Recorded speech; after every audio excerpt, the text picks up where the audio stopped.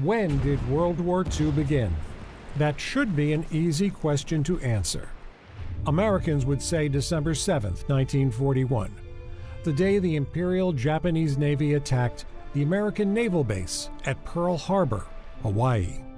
For Europeans, it was September 1st, 1939, when Nazi Germany invaded Poland.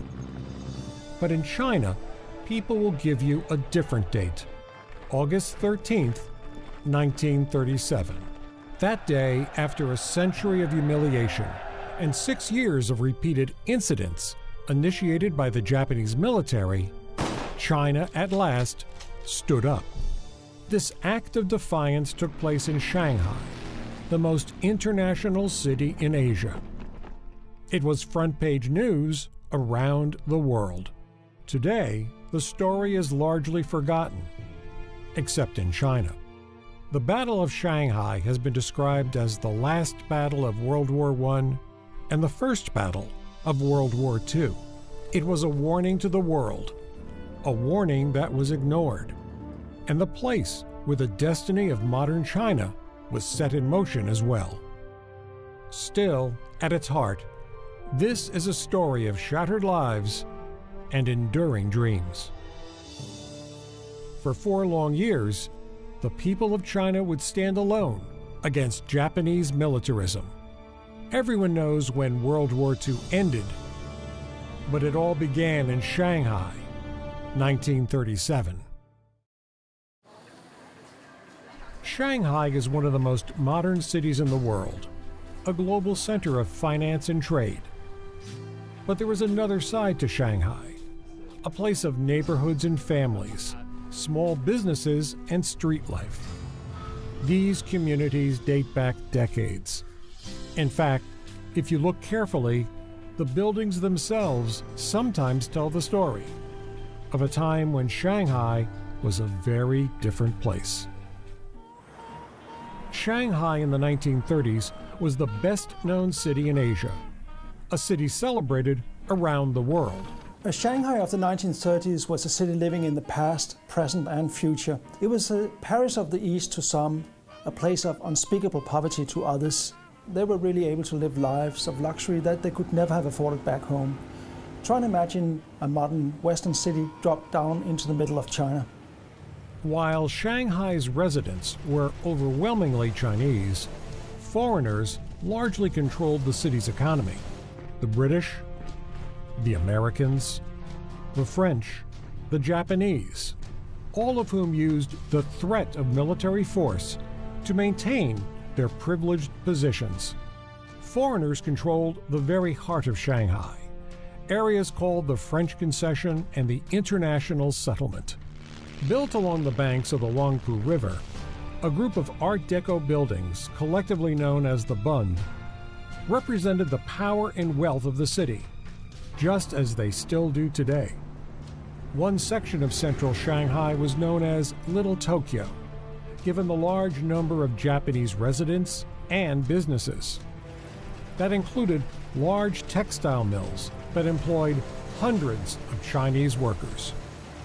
The Imperial Japanese Navy also had a significant presence, ostensibly to defend Japanese civilians and economic interests. Vast fortunes were made in Shanghai, but little of that wealth found its way to typical Chinese families, something those who grew up there remember vividly. They collect all the dead bodies from the poor people because it's very cold, and they were died because of the cold. They collect them every day, 6 o'clock in the morning. I saw it with my own eyes. And I saw it also with my own eyes. There's quite a lot, not very few people on the street try to sell their children and just write a note. Who can help my kids? Who wants my kids? Foreign children didn't fully understand the circumstances in which they lived. They just knew it was amazing. Patricia Silver is the daughter of a prominent American physician. It was a great life. It really was. I mean, talk about being spoiled. Oh, we were spoiled rotten in every way you could think of. Lots of wonderful restaurants, all sorts of things to do. There's always something interesting going on. I mean, the British had flower shows and their exhibits of various kinds, and we children I had an older sister who was 2.5 years old, and we got dragged to everything. Polo matches in the summer and racing and, oh, you name it, we did it. It was wonderful. Shanghai was home to large numbers of stateless Jews who found shelter there from Russia's Bolshevik Revolution. Lillian Willens and her parents lived in the French Concession, an area that, decades later, still has a special, even romantic quality.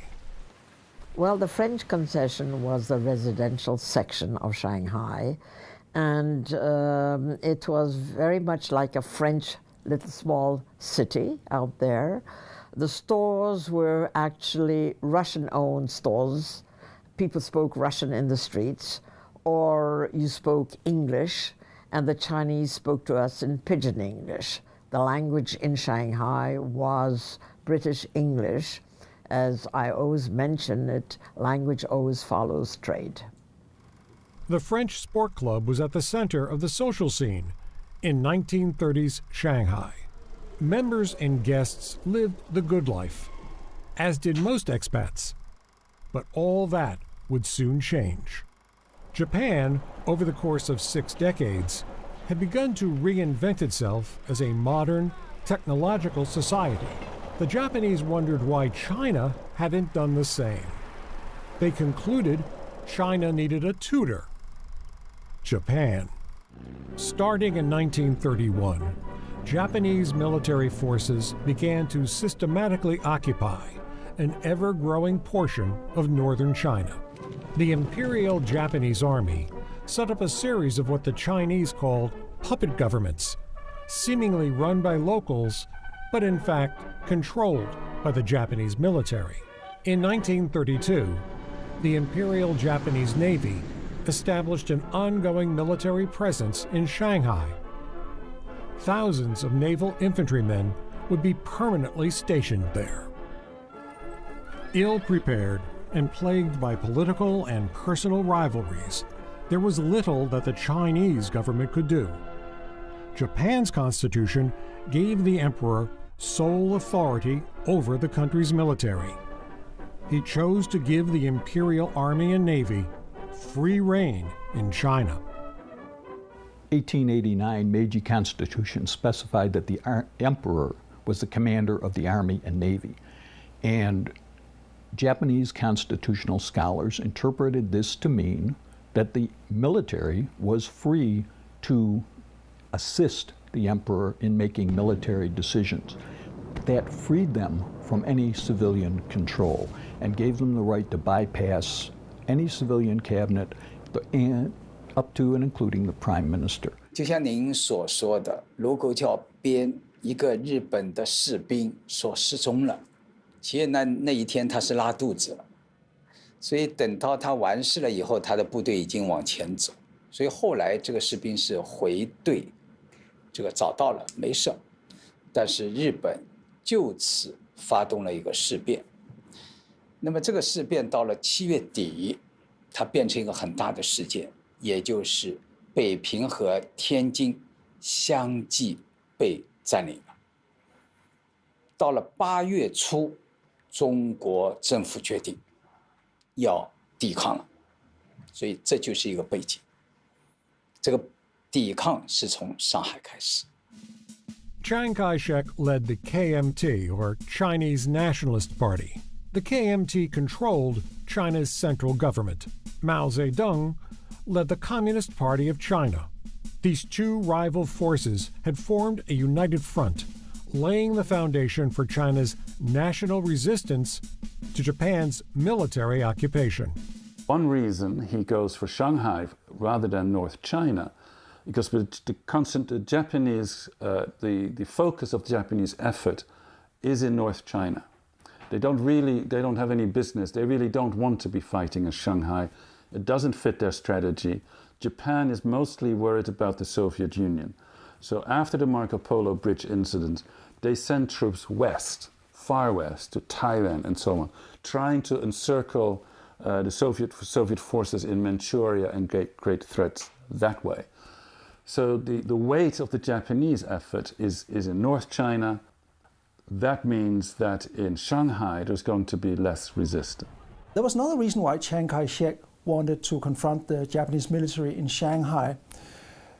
There was the presence of newspaper and radio correspondents from around the world, and this meant that it would take place in front of a global audience who would see that Chinese soldiers could and would fight. By early August 1937, thousands of Chinese troops were preparing to travel to Shanghai. Well-trained and well-equipped, they were the cream of the Nationalist Army. The helmets and uniforms of the best nationalist units looked remarkably like those of the German Army. That's because they were trained by German military advisors. Much of the modern equipment used in China's munition factories came from Germany too. Tens of thousands of Chinese refugees tried to flee to the presumed safety of the British-administered section of the International Settlement and to the French concession. But there wasn't room for everyone. On August 9, 1937, the car of a Japanese naval officer was riddled with bullets, killing the officer and his driver. Soon, Japanese naval infantry began to reinforce their strong points and field positions in Shanghai. Events reenacted in a Japanese propaganda film produced by the famous Toho motion picture studio. On Friday, August 13th, skirmishes broke out between Chinese and Japanese forces. General Zhang Zhejiang was a senior commander of the Chinese forces in Shanghai. 当时张自忠将军穿的是4星上将的军服上前线的，他为什么要穿得这么隆重？他就说过，他说如果打死了的话，日本军队对于中国方面就是对方的这个军官是这个给予礼遇的，所以他要这个穿上一个将军的制服上去，就准备一旦为国家战死以后呢，这个日本方面不至于对他的遗体进行什么破坏，所以从这件事可以看出，当时中国的将军从将军到士兵都做好了为国牺牲的准备。As for the Japanese, they were going to war without a coherent strategy, or even a clear idea of what they had started when they used military force in northern China. There was no plan for a protracted war with China. China for the Japanese military in 1937 was an afterthought. It was a strategic rear area. They knew they'd have to do something about it if they went after the Soviets in Manchuria. But insofar as detailed plans, especially for Shanghai, there really weren't any. In the West, the date Friday the 13th is said to attract bad luck. It certainly did on Friday, August 13th, 1937. 那么8月13号的上午9点15分，在今天的上海的北部，一个叫天通安车站的地方，日军和中国的防卫的军队发生了冲突。当天晚上，蒋介石下令向上海的日军发动总攻，务必全歼。他还讲了一句话，把他们赶下黄浦江。The ensuing combat was bloodier and deadlier than either side ever imagined.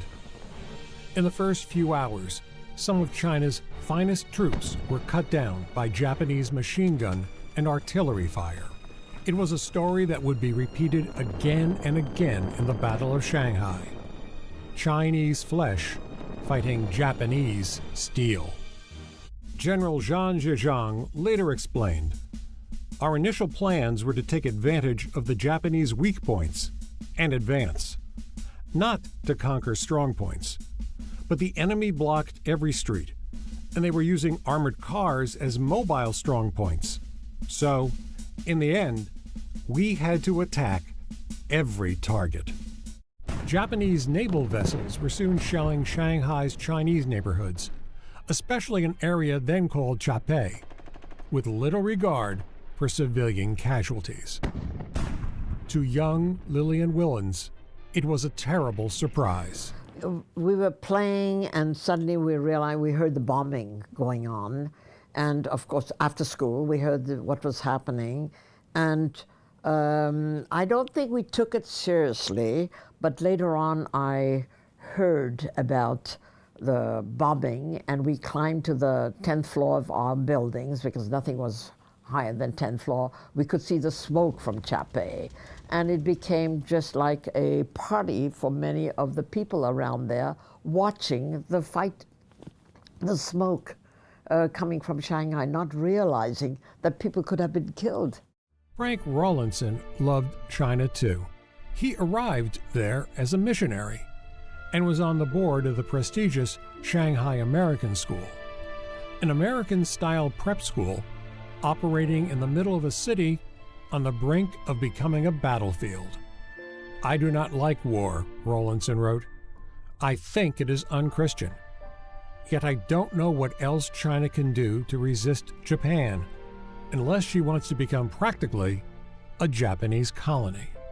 Thousands of foreigners, especially teachers and health professionals, came to China in the 1920s and 1930s to help its people. With fighting now underway in Shanghai, Sun Meiling, the wife of Chinese leader Chiang Kai-shek, appealed to a retired U.S. Army aviator named Claire Lee Chennault to devise a counterattack by China's fledgling Air Force. That attack would go terribly wrong. On Saturday afternoon, August 14, 1937, masses of people fleeing Japanese gunfire jammed the streets of Shanghai. Frank Rawlinson and his family were driving through the French concession when they encountered a large crowd near an entertainment complex called the Great World Entertainment Center. He stepped out of his car to see what was going on. Overhead, Chinese aircraft appeared. All day long, they had been bombing Japanese targets on the ground, as well as Japanese naval vessels in the Huangpu River. They were part of the retaliatory mission designed by Claire Chennault. But for whatever reason, virtually all the bombs missed their targets. Instead, they hit fashionable areas like the Cathay and the Palace hotels on the Shanghai waterfront, as well as the Great World Entertainment Center in the French concession. When it came to air power, the Japanese military enjoyed significant advantages. Its carrier-based fighters and bombers, in addition to land-based aircraft, far outnumbered the still infant Chinese Air Force. We lived about a half a mile from the railroad, and the Japanese are periodically trying to bomb the railroad. So as a child, I can remember that awful sound of a plane, diving. Nowadays they just drop it, but in those days they dove in.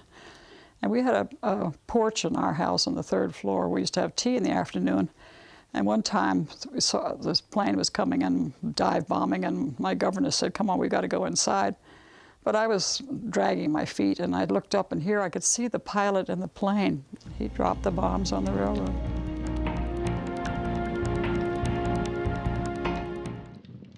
In the 4 years between Japan's victory in the Battle of Shanghai and the eventual Japanese occupation of the international settlement following Pearl Harbor, brutality was regularly on display. Lillian Willens' cousin, Ronald Morris, never forgot. There was a lot of slaughter. My cousin Mike and I, we were scared to death. We saw a lot of bad. We saw a lot of hunger. So the Chinese wrapped around a tree, eating the bark off the tree, you know. They were being bayoneted, children being bayoneted. Yeah, it was pretty bad. Imperial Japanese Navy bombers from as far away as Taiwan and Japan itself pounded not just Shanghai, but targets as far away as China's capital, Nanjing, 185 miles to the west. These transoceanic bombing missions were a first and offered a preview of the long-range missions the United States would later use to decimate Japan itself. The fact that Shanghai was home to radio and print reporters, as well as photographers and newsreel cameramen from around the world, meant that Japan's war on China received international coverage. For the first time, thanks to so-called newsreel films, it was possible for movie audiences to actually see battles happening. Yet Japan still refused to acknowledge what was really happening, calling the events in Shanghai yet another incident. A telegram to the American State Department from the Japanese Foreign Ministry assured that there would be no disruption of American maritime trade to and from China, as no war exists. Thousands of Imperial Japanese Army troops were dispatched by military leaders in Tokyo to support the naval infantry already fighting in Shanghai. They also provided the tools of war, some of which had 4 legs. Lieutenant General Matsui Iwane, who had been called out of retirement, was placed in command. A significant number of the new troops were reservists, also brought out of retirement. The problem was the regulars are 18 to 20 years old. They're tough young kids. They're single. There are no responsibilities. That's one thing. The reservists are older. They're in their mid-20s, some into their early 30s, depending. They're married men. They have wives. They have children. They have jobs. They have responsibilities. And let's face it, they're not as well trained. Matsui Iwane cautioned his commanders about what they might well encounter when they arrived. Watch out for Chinese soldiers disguised as civilians. You have to be careful with the water and farm products you requisition. Make sure they are not poisoned by the Chinese. In other words, Japanese troops had his permission to regard any and all Chinese as possible combatants or saboteurs, and should act accordingly. On August 23rd, Japanese forces made 2 amphibious landings north of Shanghai. It was from there that the fresh troops began a long, exhausting journey through marshes and farmland. Their progress was often slowed by a seemingly endless number of creeks and canals. They also encountered strong Chinese resistance. 其实在上海的中心城区，中国军队并没有大规模的修筑工事，倒是在上海的后方，也就是上海到当时的首都南京，这个过程当中有芜湖线、西城线这些国防线，这是德国顾问的建议。By now, the Battle of Shanghai could in some ways be called the last battle of World War I. Lessons that had been learned about a generation earlier during these huge, epic World War I battles in France were put into practice now in China. Well-trained and well-equipped Chinese forces were prepared to meet the oncoming onslaught from the Japanese. And for the Japanese, what this meant was deadly results. Some of them would even afterwards give the Battle of Shanghai the name the German War. Here, the Japanese apparently had no idea of either the nature, the strength, or the depth of these fortifications. You can read some of the accounts of Japanese veterans, and they're talking about moving forward against a village, and they're taking heavy losses and can't figure it out. And they finally break into the village and discover really it's not a village, it's a series of pillboxes constructed by the Germans. And the Germans trained and equipped the Chinese to fight exactly that kind of a battle. The Battle of Shanghai might also be called the first battle of World War II. At the same time, a little bit closer to the central areas of Shanghai, strategies and tactics were put into practice that were the basis of stunning Soviet victories over Nazi Germany, for example at Stalingrad in 1943. For better or worse, this was really the birth of modern urban warfare. It would be, you could say, it would be the template for World War II in Europe. Troops battled street to street, block to block, house to house. Walls were smashed so that soldiers could move building to building unobserved. All later reenacted for Japanese propaganda films, sometimes by the troops who had fought in the original battle. What to the untrained eye was simply rubble, in fact, proved to be the perfect cover for snipers and machine gun squads. Remarkably, not far away, life in the foreign enclaves continued somewhat close to normal, even as fighting raged. Although accommodations certainly had to be made, and common sense precautions taken. Some foreigners felt immune to all that was going on. Others decided it was time to leave.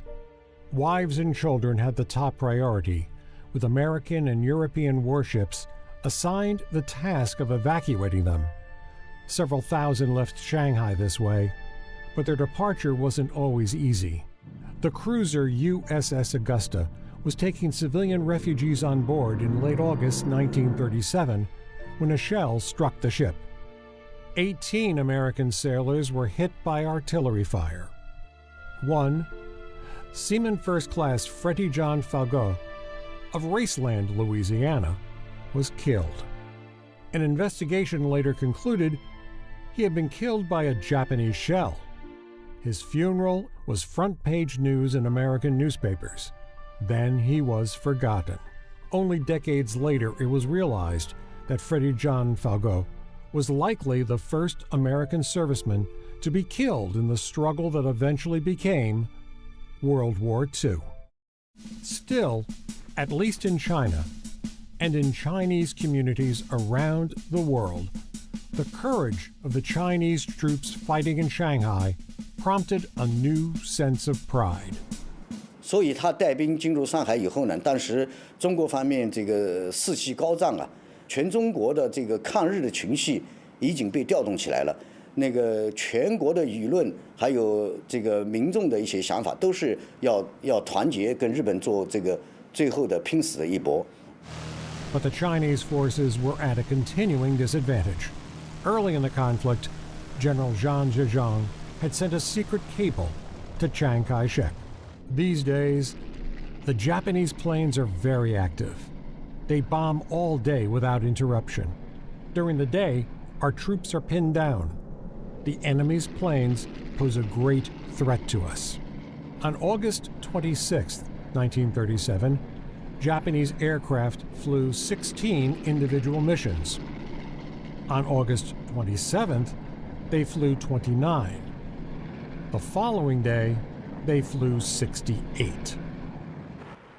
Armored vehicles were another example of the overwhelming advantage enjoyed by the Japanese.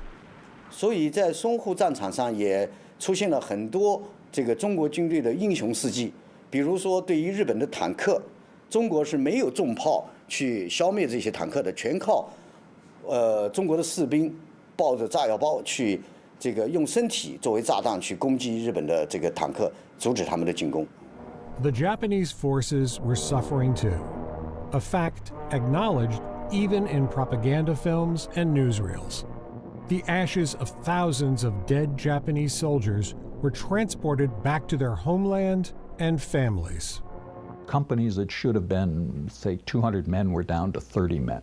Their officers were all dead, and most of the NCOs were killed or wounded. Corporals were leading companies. As one reporter described it, was bloodthirstiness in the streets. What he described was, if you can imagine it, a street in Shitamachi, the working class neighborhoods of Tokyo, blue-collar workers. And walking down the street, you'd see death notices pinned to the doors of homes along the street. And just all of these fluttering death notices, it was very clear what was going on. And he said, you know, the emotion was so passionate, it verged on just bloodthirstiness. From the Chinese perspective, the time for negotiation and compromise was long past as well. There is so much damage all around China. So many people have died. The sacrifices are so huge. The anger is so huge that no politician could have gotten away with saying, oh well, let's just accept a Japanese occupation of Beijing and Shenzhen and leave it at that. Told they would enjoy a quick, easy victory in China, Japanese soldiers soon discovered otherwise. They took out their frustration on Chinese civilians. Maebara Hisashi, a 30-year-old reservist in a mortar unit, was typical. You Chinese made our brothers die in this terrible way. We'll make you pay. It's because of you that we've come to fight and suffer. You wanted this war? It's your fault. In Japan, as wooden boxes carrying the ashes of dead soldiers were brought home from China, virtually no one talked about peace. Instead, the talk was of revenge. In China, compromise was unthinkable as well. Chiang Kai-shek saw victory in terms of holding territory.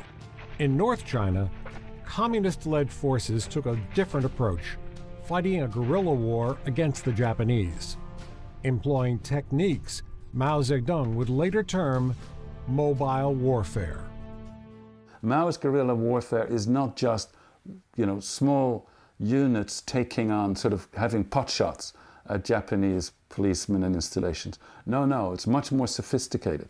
It is going into the rear of the Japanese, building up these base areas with new government, new laws, sometimes new currencies, sustaining a Red Army, Eighth Route Army as it's called at this time, that can operate outside of the base, but also local guerrilla forces, local militia, and sort of middle-level units that can operate throughout that base area.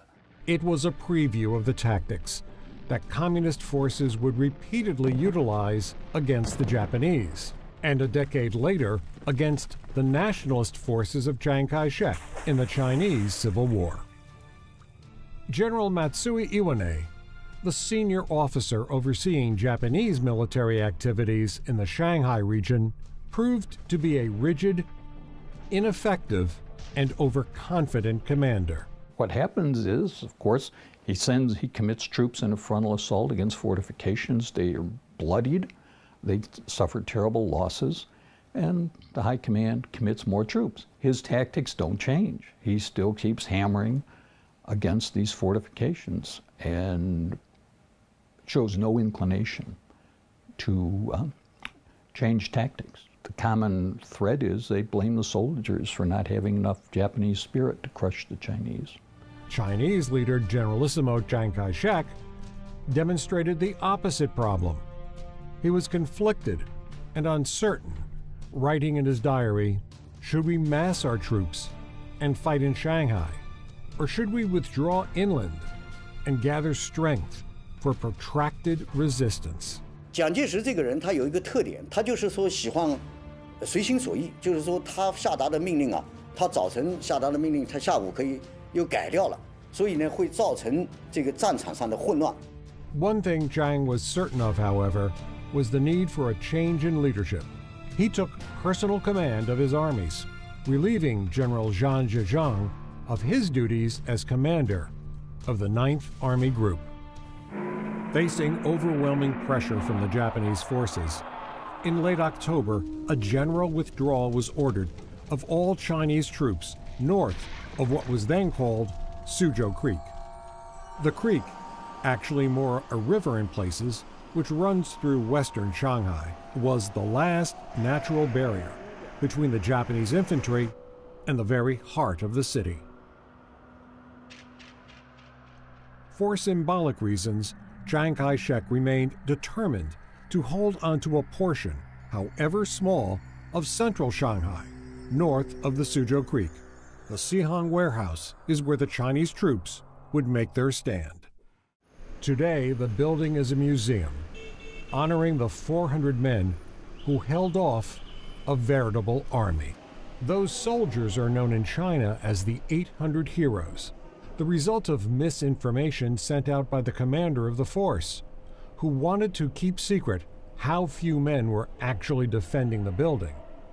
Located directly adjacent to the international settlement, foreign diplomats and reporters would witness for themselves the courage and resolve of Chinese soldiers.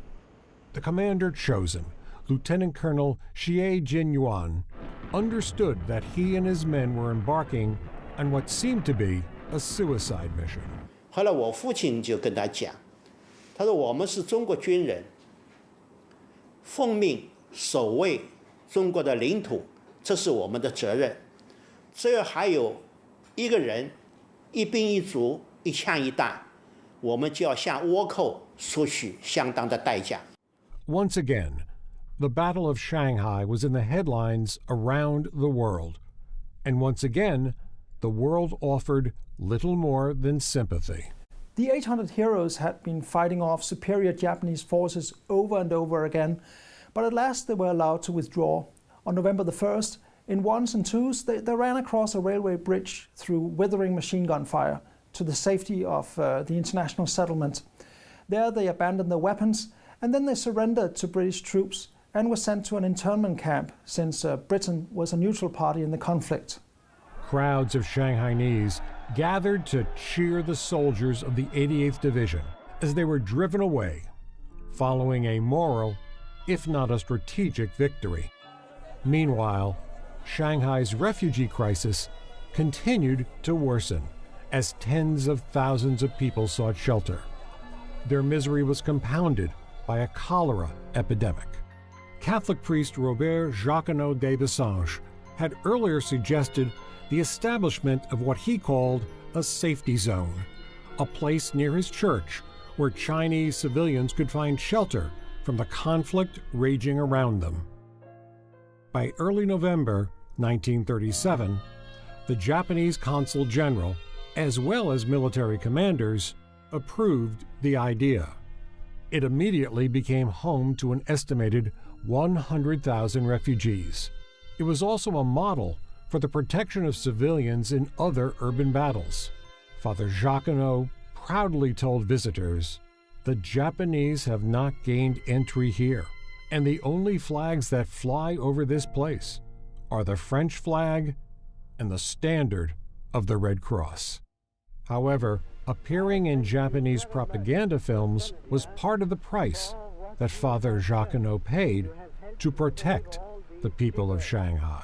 It is thanks to the Japanese authorities and to the Japanese army that we have been able to do something that will be also repeated in the whole world.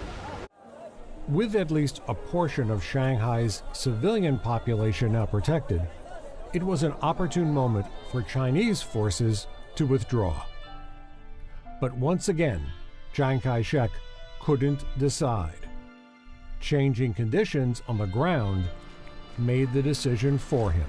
And the Japanese, needing to force a decision, then launched a second amphibious operation to the south of Shanghai in what is Hangzhou Bay, which is not well protected.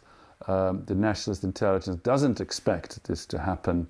And then what then threatens, actually, and what creates panic on the nationalist side, is what threatens is that Shanghai, all nationalist troops in Shanghai would be surrounded by Japanese forces.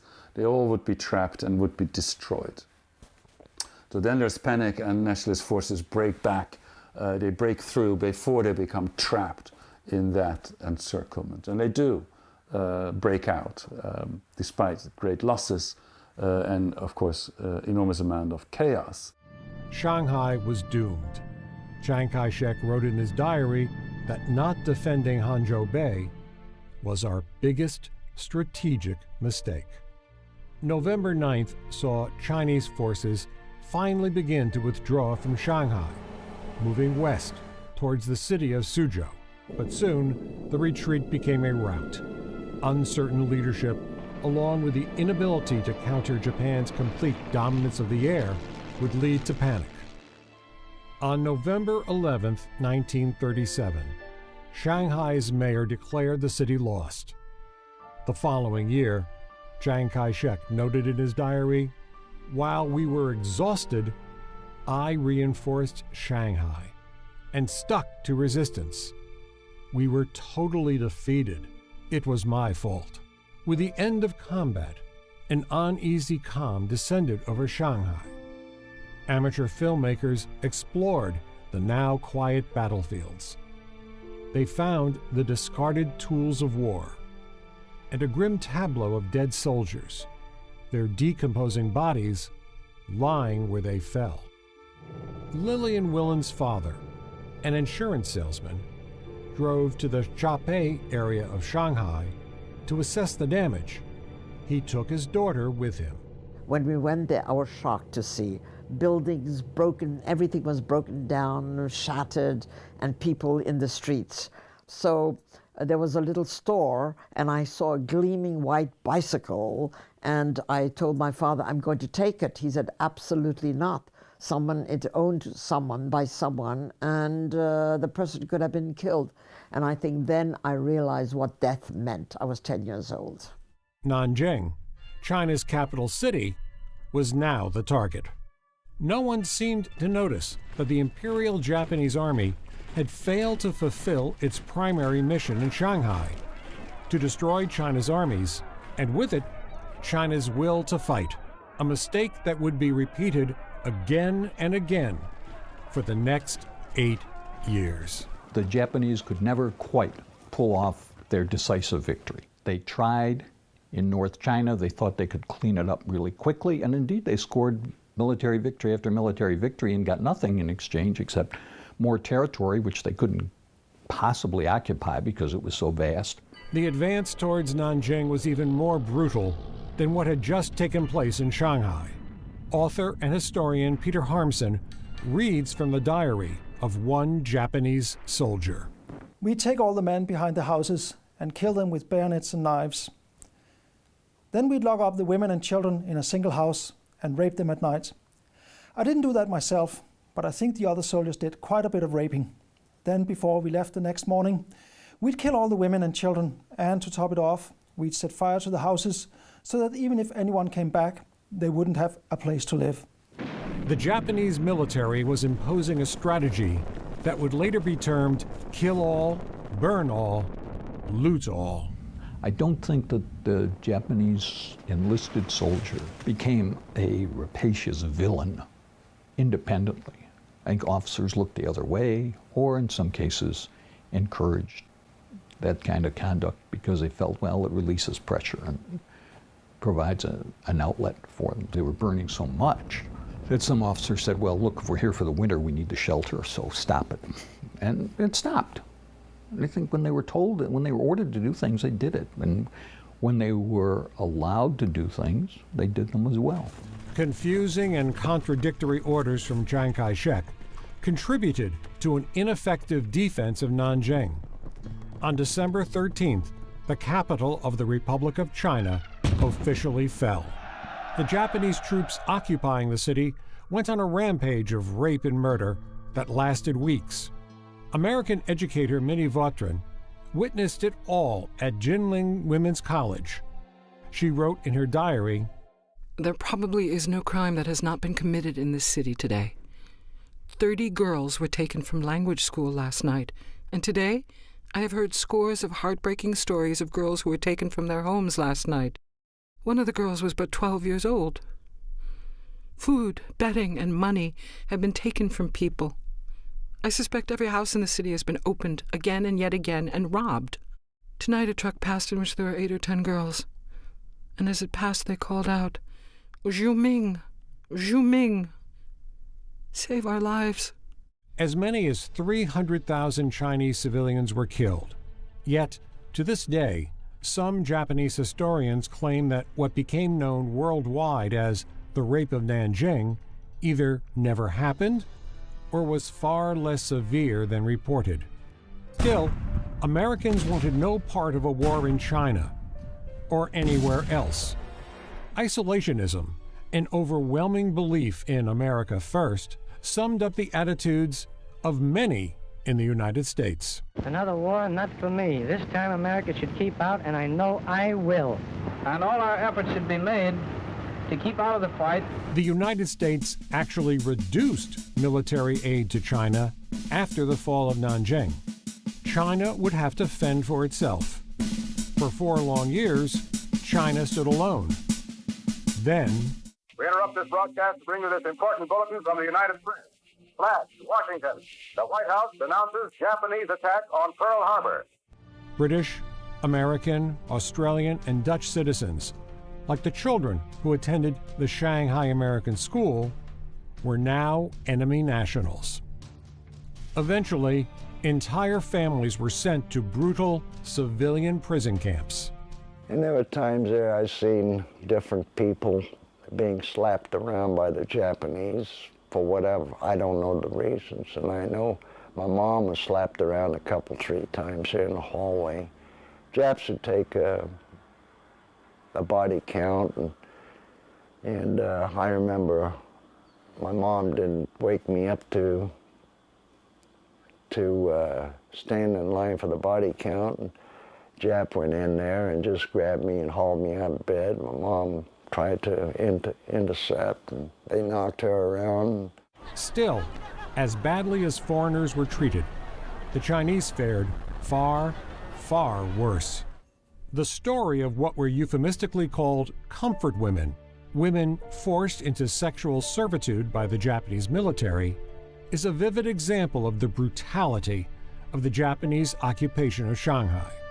Government-sanctioned brothels were established for use by Japanese soldiers and sailors. 那么，从人类的文明史上，把外国妇女强掳成为性奴隶，而且规模那么大，有几十万人，这是第一次。在人类的历史上，他就是把女性也看作是战争物资，提供给军队，让军队的士兵提高士气。 Following America's entry into the war against Japan, the United States supplied China with hundreds of millions of dollars of military aid, but most of it did not arrive until late 1944 and 1945. No American ground units were ever sent to fight in China, and some of the American trained and equipped Chinese units were sent to help liberate Burma, a British colony. By August 1945, an estimated 1 million Japanese troops were stationed in China. If China had surrendered, many of those troops would likely have been sent to places like Iwo Jima and Okinawa. How many more Americans would have died if not for the sacrifices made by their Chinese counterparts? For the Japanese military, the end came suddenly, unexpectedly, totally. Now it was the Japanese who were the prisoners, and the Allies who held a victory parade in Shanghai. American military personnel were there in abundance. China's other wartime allies were honored too. Many foreigners believed Shanghai would return to what they thought was normal, but the world had changed. I always see my own eyes the military ships from American and Britain down on the river of Huangpu. And on the street, always navies and MPs. I said, why the Japanese have left us? And why you come here? What for?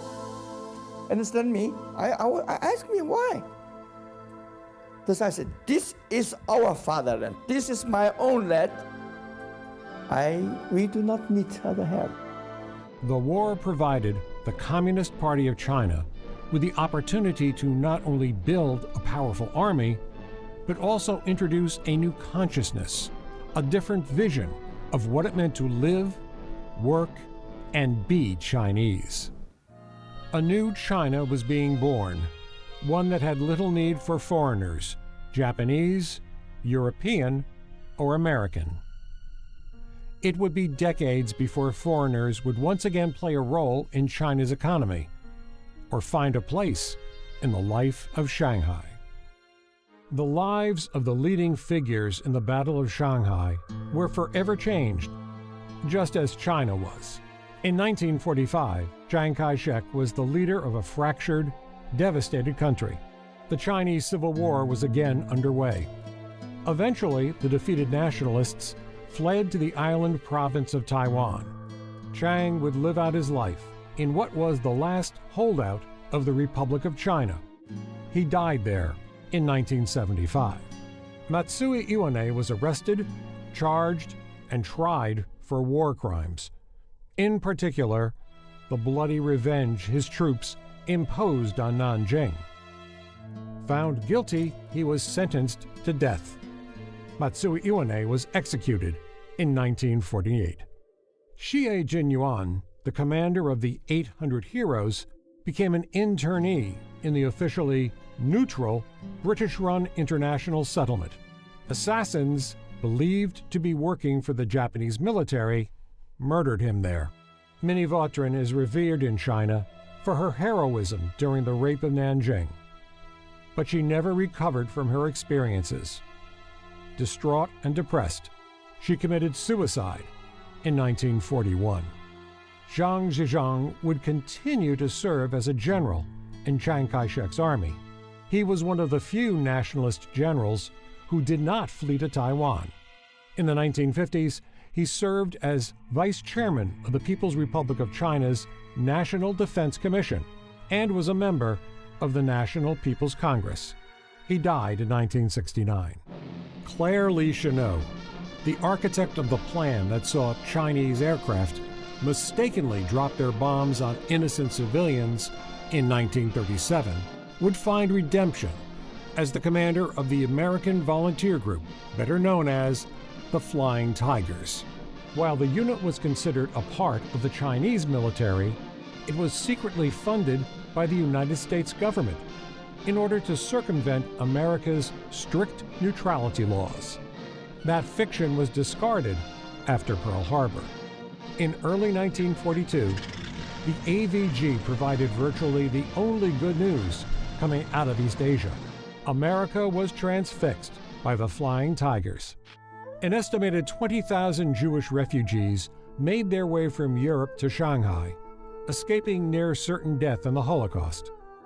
Shanghai's Jewish Refugee Museum tells the story of their flight and survival, as well as that of Shanghai's other Jewish communities. Following the war, many made their way to Israel. Others, like Lillian Willens, were eventually allowed to enter the United States. She went on to teach French at prestigious American universities. She is also an author and a lecturer. When she returned to China years later, she found a country utterly transformed. I was quite taken aback when I finally decided to go there. There were no more beggars. There was no poverty in the streets. They may be poorly dressed. That was 1990, if I have to calculate the date.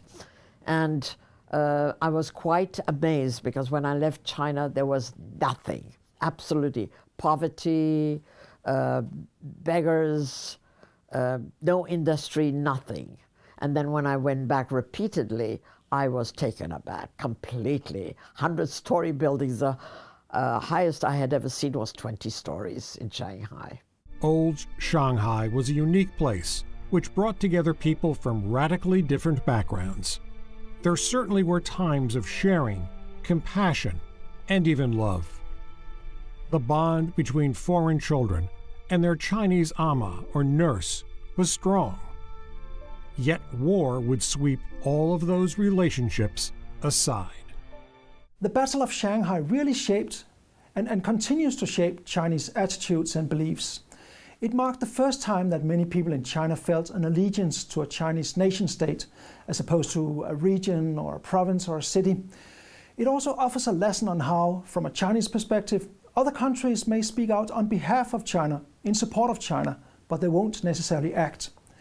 At the same time, the battle reinforced territorial sovereignty as the foundation that all other policies are built on. Shanghai today is once again prosperous. Even the casual observer can recognize the signs of growing affluence. The city is helping to set the pace as China pivots to a more consumer-driven economy. In fact, the city and its people are more successful than ever before, but with important differences. Today, Shanghai is a Chinese city run by the Chinese. Foreigners once more flock to Shanghai.